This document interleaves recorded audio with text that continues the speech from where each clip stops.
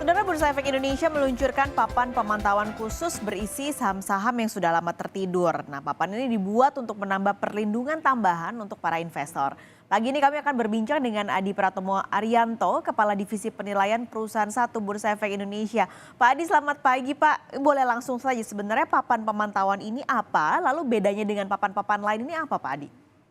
Ya, selamat pagi Mbak Pascal. Terima kasih atas waktunya di Kompas TV. Baik, papan pemantauan khusus merupakan pengembangan lanjutan dari daftar efek bersifat ekuitas dalam pemantauan khusus Mbak, yang telah Bursa implementasikan sebelumnya sejak tanggal 19 Juli 2021 lalu. Nah, papan pemantauan khusus adalah papan pencatatan di Bursa Efek Indonesia untuk saham-saham yang memenuhi kriteria tertentu sebagaimana diatur dalam Peraturan Bursa Nomor 1X tentang penempatan pencatatan efek bersifat ekuitas pada papan pemantauan khusus yang telah diperlakukan sejak 9 Juni 2023. Nah, adapun perbedaan dari papan pencatatan lainnya adalah saham pada papan pemantauan khusus akan diperdagangkan secara periodik call option dengan memungkinkan harga minimum saham sampai Rp1, auto rejection 10%, dan dikenakan notasi khusus X. Namun demikian, pada tahap ini penerapan perdagangan secara periodic call option masih diberlakukan secara hybrid atas kriteria tertentu itu tersebut. Oke, Dan Pak Adi boleh sekaligus ini sebenarnya kriteria saham yang bisa masuk ke papan pemantauan khusus ini apa saja Pak Adi?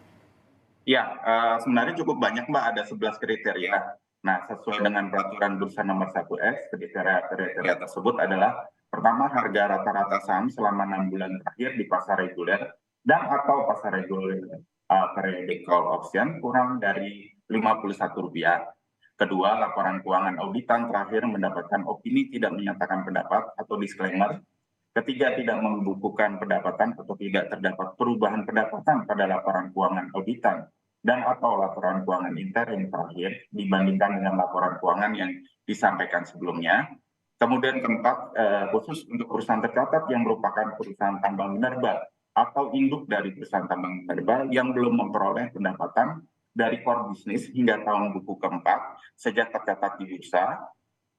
Kemudian memiliki equity, kelima itu ada kriterianya memiliki ekuitas negatif pada laporan keuangan terakhir, karena tidak memenuhi persyaratan untuk tetap dapat tercatat di bursa sebagaimana diatur peraturan nomor 1X dan 1V. Ini terkait dengan public float. Kemudian ketujuh ini memiliki likuiditas rendah dengan kriteria nilai transaksi rata-rata harian saham kurang dari Rp5 juta dan volume transaksi rata-rata harian saham kurang dari 10.000 saham selama 6 bulan terakhir di pasar reguler dan atau pasar reguler periodic call option. Ini artinya kan pergerakan saham juga akan fluktuatif ya Pak per harinya. Nah, bagaimana caranya supaya emiten-emiten yang ada di papan pemantauan itu bisa keluar dari papan pemantauan khusus? Lalu apakah bursa juga bisa mensuspend atas efek perusahaan tercatat tersebut Pak? Ya, perusahaan tercatat dapat dikeluarkan dari papan pemantauan khusus apabila sudah tidak lagi memenuhi kriteria tercatat di papan pemantauan khusus sesuai dengan peraturan Bursa Nomor 1X tadi, Mbak. Jadi perusahaan tercatat yang sudah keluar dari papan pemantauan khusus akan dikembalikan ke papan pencatatannya semula. Bursa juga dapat melakukan suspensi efek atas perusahaan tercatat yang telah berada dalam papan pemantauan khusus selama lebih dari 1 tahun berturut-turut. Itu Mbak. Oke, ini kan sebenarnya apa ya, langkah bursa juga untuk bisa mengedukasi investor, untuk bisa melindungi investor pada emiten-emiten yang tercatat di papan pemantauan khusus tadi.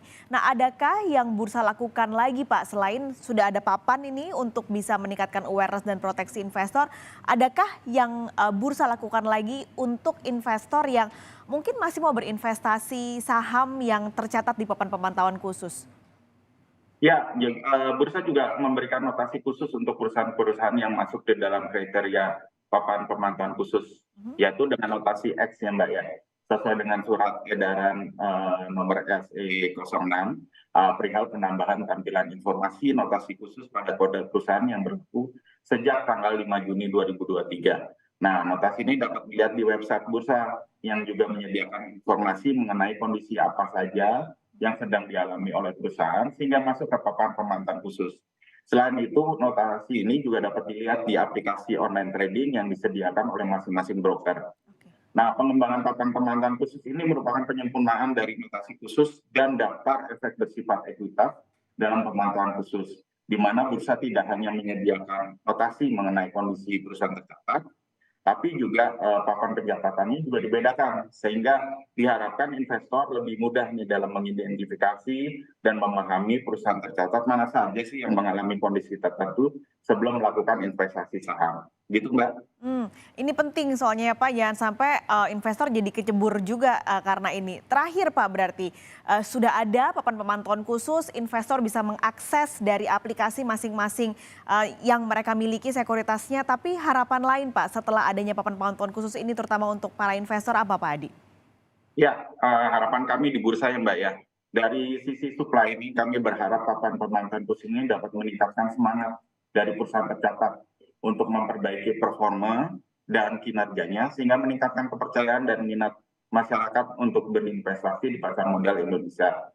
Lebih lanjut diharapkan hal ini akan dapat mendukung peningkatan nilai transaksi juga Mbak, Oke. jumlah investor dan peningkatan daya tahan industri pasar modal Indonesia.